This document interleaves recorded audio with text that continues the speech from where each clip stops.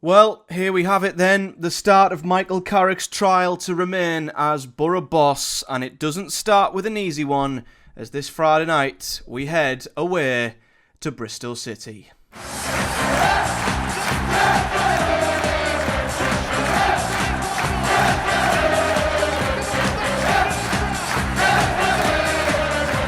What is up, guys? Welcome back to another episode of the Project Boro Preview Show, the series on the channel where we, of course, preview and review every single Boro game. And today, we are looking ahead to Friday night's game at Ashton Gate, to which Michael Carrick will be in the dugout, he will be in charge, and he will remain Boro boss. Backed by Steve Gibson earlier this week to turn things around. I did a video with my reaction to that news if you want to check it out on the YouTube channel, but my basic feeling towards it is, although he's been backed, I still feel like the next two games are absolutely huge. Both this game away to Bristol City and the following game we've got in the middle of next week, which is our game in hand, which makes it even more key than I actually thought when I first put my thoughts out about Carrick staying on as Boro boss. And for me, as I say, he's got to get to big results in both games for me if he is to prove that he has got what it takes to turn Boro's form around. But as we know, we don't have to go deep into it. We all know Boro are under it right now. We are in the worst form we've been in under Michael Carrick. 6 defeats in 7 in all comps. 4 league defeats in a row. Only 3 wins in 11. A toxic, divided fan base who've lost faith in the manager. It's been horrible. And this is it. This is the time where Carrick, the players, they have to come away from Bristol City with a positive result. It is simply win or bust. It is do or die. The performance has got to be good. The result has got to be positive. Anything less, and I think the Stoke game could just be a case of whatever, because I think after that, he will be gone. So it's a giant game for Boro.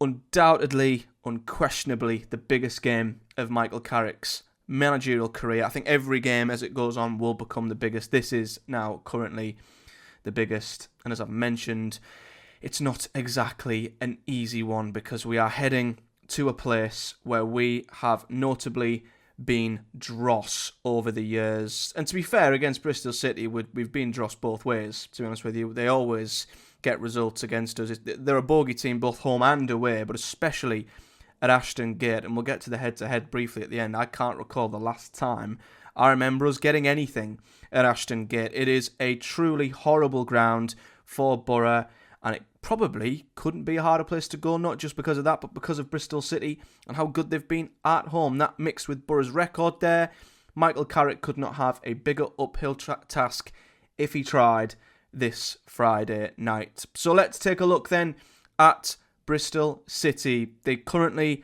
are above Boro. They're right in the middle of this giant playoff pack of teams, all fighting for them final few playoff positions. They are 8th at the moment. And I'll let you in on a little secret when we run through the stats. They're 8th in the league. They're pretty much 8th for everything. They are the most Bristol City of Bristol City teams I've ever seen. It's exactly what you'd expect of Bristol City, in fairness. But they are 8th. They have 11 wins from 33, so a win in every 3 games. They've drawn 13, which is quite a lot of games that they've drew. And it means they've only lost 9, which is quite a few less than some of the teams around them. You know, apart from West Brom in 6th, they went on that mad drawing run, if you remember. Blackburn have lost 12. Coventry have lost 12. Sheffield Wednesday have lost 12. And we've lost 12. So they don't lose as many games as the teams around them. And the reason why they are where they are is because they've drawn a lot more. So they've avoided defeat on a few more occasions than their playoff rivals. And as I say, they're a good home side. They're also in pretty good form. Overall, they've scored 41 goals, conceding 37, but they're in good form. Only 1 defeat in their last 6, winning 2 of them games, them both being at Ashton Gate with wins over Blackburn and Stoke City. Their only defeat in that 6-game run was actually at home, and it was a rare home defeat to Swansea. And the reason why I say a rare home defeat is because it was only their 3rd home defeat of the season. Bristol City are a very, very good home side. And the reason I say that is, yep, you might look at the screen and you might think, well, they're only 6th in the home league table, but the standard of home sides in the Championship this season is ridiculous. The top 4 are obviously miles clear of everyone else. Blackburn, to be fair, are right there with them with good form at Ewood Park, but Bristol City are a top 6 side at home, and that's your bedrock. That's what you need to help build a playoff charge, in my opinion. They've won half their games at Ashton Gate, 8 from 16, drawing 5, and as I say, only losing 3 times.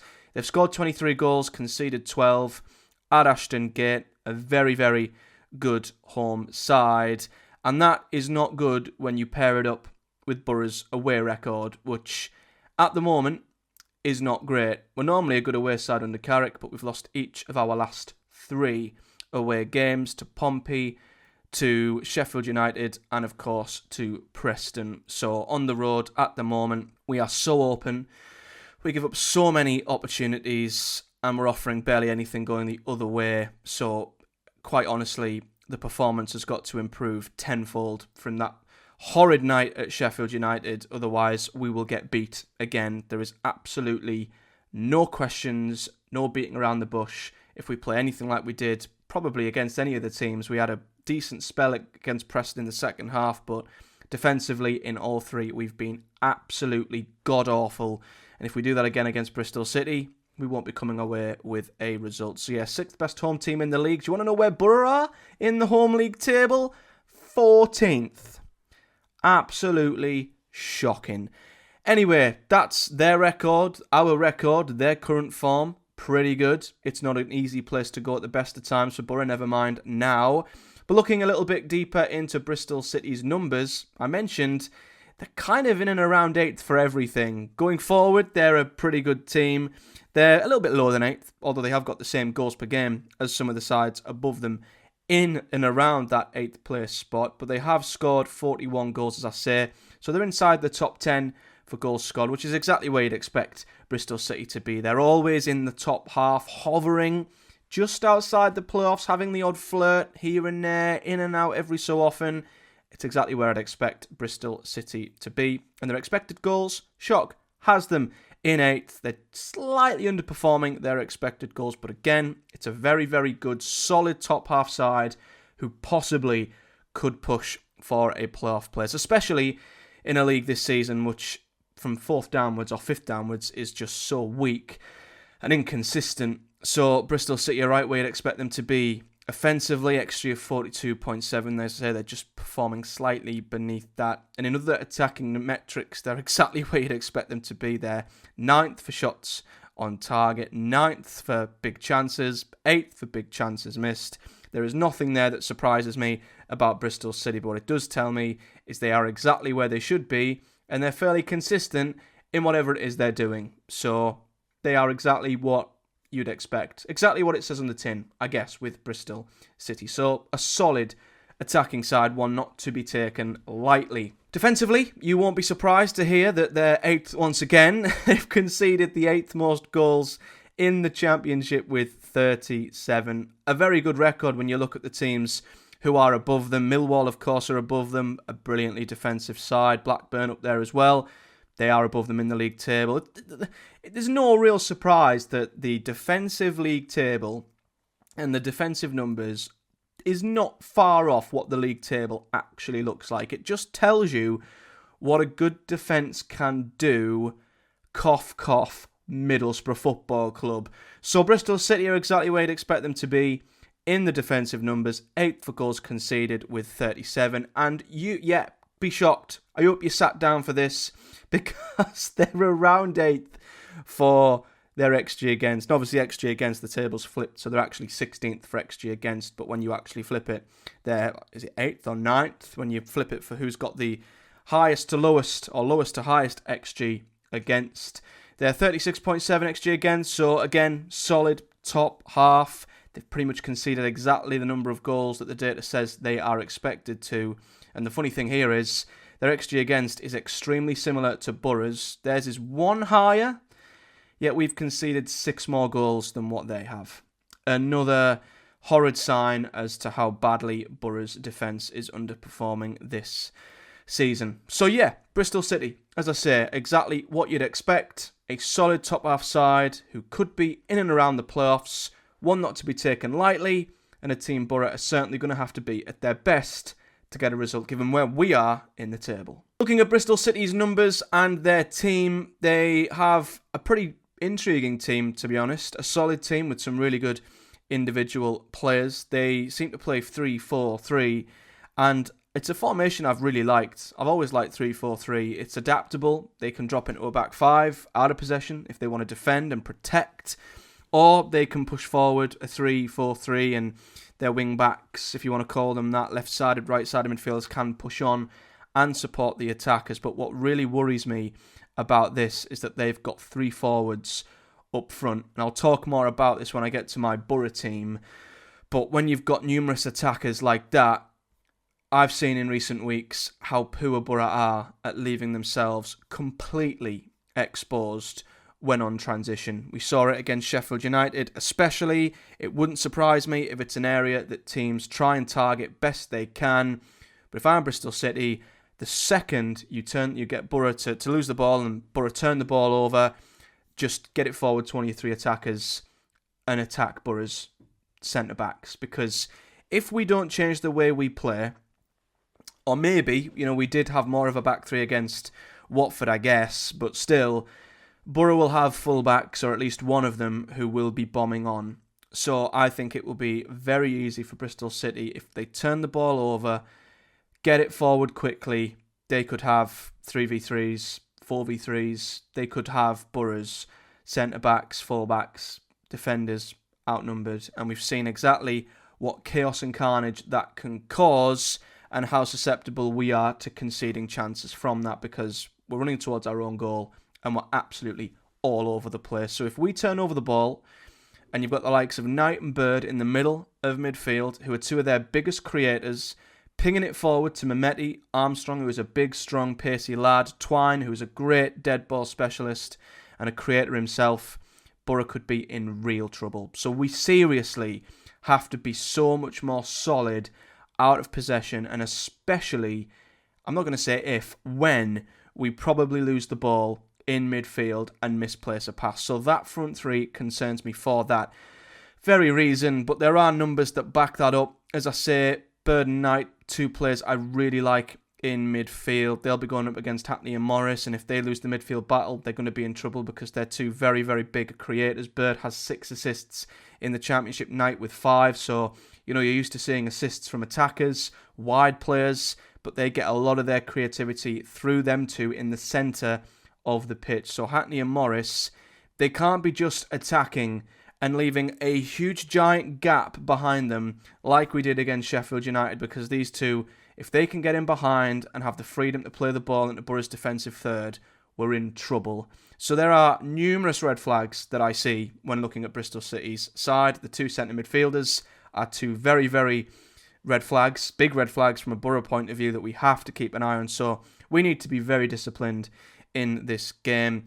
And then talking of the front 3, Mehmeti on the left, he's their top goal scorer, the only one to hit double figures with 11 goals. I don't know who he's going to be going up against on Boro's right, whether we play a back 3, a back 4, I don't have a clue, but Luke Ayling's probably going to be there, which worries me. Maybe Dykesteel can come in and marshal Mehmeti a little bit more, but for the 3rd game running, maybe even the 4th game running, Boro are coming up against a player or a team that have a really good attacker on the left-hand side. We had Chak Latadze for Watford, who caused us issues. We had Lafay against Sunderland, who caused us problems. Gus Harmer against Sheffield United. Now we have Mehmeti, and we've not exactly dealt with any of them well. So there's another reason. I'm not really painting much of a positive picture for Boro here, am I? But it's just as I see it with Bristol City's attacking players and Boro's current defensive weaknesses. They've also obviously got Armstrong, as I mentioned, Scott Twine, another creative player. One Boro do not want to give a set piece or a direct free kick to, because he is deadly in them kind of positions. And that then takes me on to Boro's team. Now, after the lineup that he dropped against Watford, there's no good really trying to predict what on earth Michael Carrick might do. I thought that lineup was a desperate last throw of the dice because it was just a mishmash. It was a crazy lineup. Whether he'll, I don't know, revert back to what he knows, or, I don't know, will take a more focused, pragmatic approach, I have no idea what he'll do, because this is a position he's never been in before as manager. Will he try and just get a result regardless? Will it be win at any cost? Or will, even at this point, will he be stubborn to his style and philosophy and just double down and go all in? And I guess live by the sword, you die by the sword with his setup. I honestly don't know. So predicting Carrick's formation is pointless at this stage. So I'm just going to say what I want to do. And that is, again, a 3, a 5 at the back. Said it last week. I'll say it again. I think Boro have to do this. It's the only time I've seen us look balanced, effective. I think especially away from home, it's better because it allows us to set up on the counter-attack with some really good attacking players up top who I think will be very good on the counter as well. And as I say, with Bristol City having players in the attacking areas, great midfielders who can play into a front three, Boro cannot afford to be outnumbered on the transition again. So I think having 3 centre-backs to hopefully protect that defence and Boro's goal and goalkeeper is pivotal. So I would go with the back 3. And I know, we've left ourselves in an even worse position with the lack of defenders and right-backs that we've got, but that's our own fault. For me, you've just got to do what's best at this point, and that's a back 3. And as I say, Travers is in goal, of course. Rav, I'm still going to pray and hope that he drops Edmondson, although I can't see it. But as I said last week, I don't want to play all 3 centre-halves. I want to play our 2 best centre-halves, and that is Fry and Rav. I will keep preaching it until he bloody does it. And I have put Ayling and Dijksteel in. Now, you think I might be mad doing that because there are only 2 fit right-backs. However, on the bench last week was the young lad we got from Celtic. I don't know if his name's Dede or Dide. I don't want to mispronounce it. But if he can provide any kind of right-back cover, I would much rather have Dijksteel in there, because I think he's just better defensively, but he's also a good ball carrier. So that's why I think he could be really useful at right wing back, even though he has played plenty of times at right centre back. I've took Ayling Jr. out of there because I feel like I've seen enough now to see that he is completely ineffective on the right hand side and is probably best competing with Bergzorg on the left, more up front now, I would say. So I'd stick Ayling as part of a back 3. Again, it protects him. Dijksteel as the right wing back. The rest of the team is exactly as I described last week. Hackney and Morris in the centre of midfield. Whittaker on the right because there's no one else other than Marcus Forss, maybe. Bergzorg has to start. Why Carrick dropped him, I'll never know. If he drops him again this weekend, he's asking to be sacked, if I'm absolutely honest. But as I mentioned, they both come inside, support Conway. Giles and Dijksteel overlap to give us the width. And of course, Conway's up front because of course he is.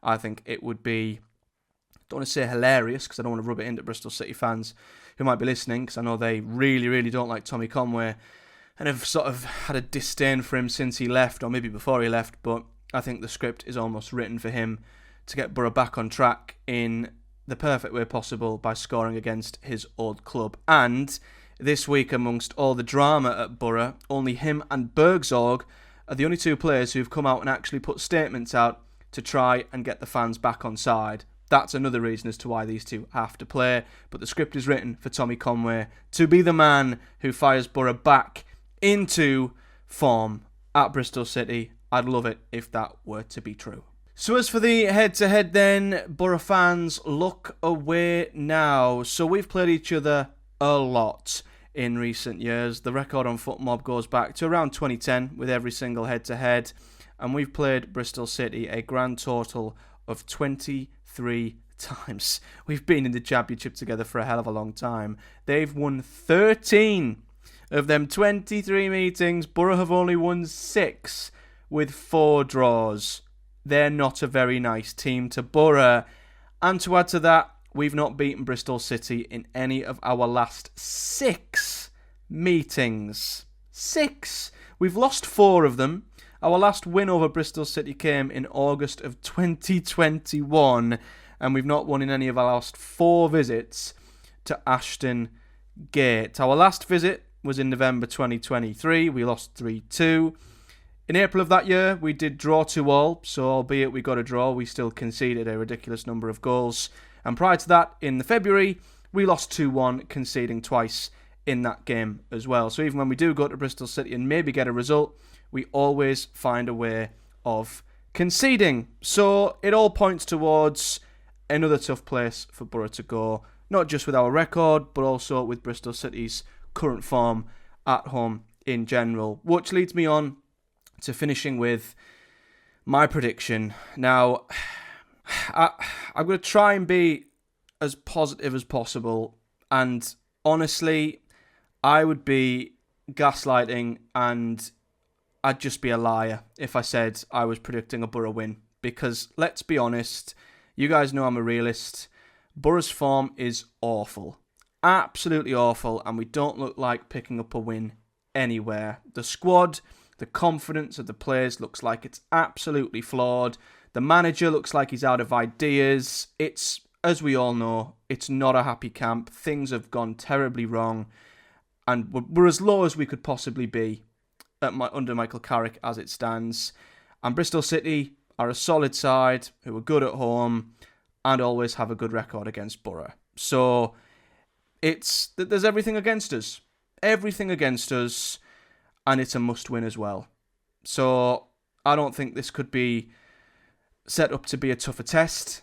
And that's why I'm going to go with a draw. And I'm going to go 1-1. I was going to say 2-2, but I don't have faith in Boro scoring 2 at the minute. I'm just hoping to God we only concede 1. Listen, I'd love a win.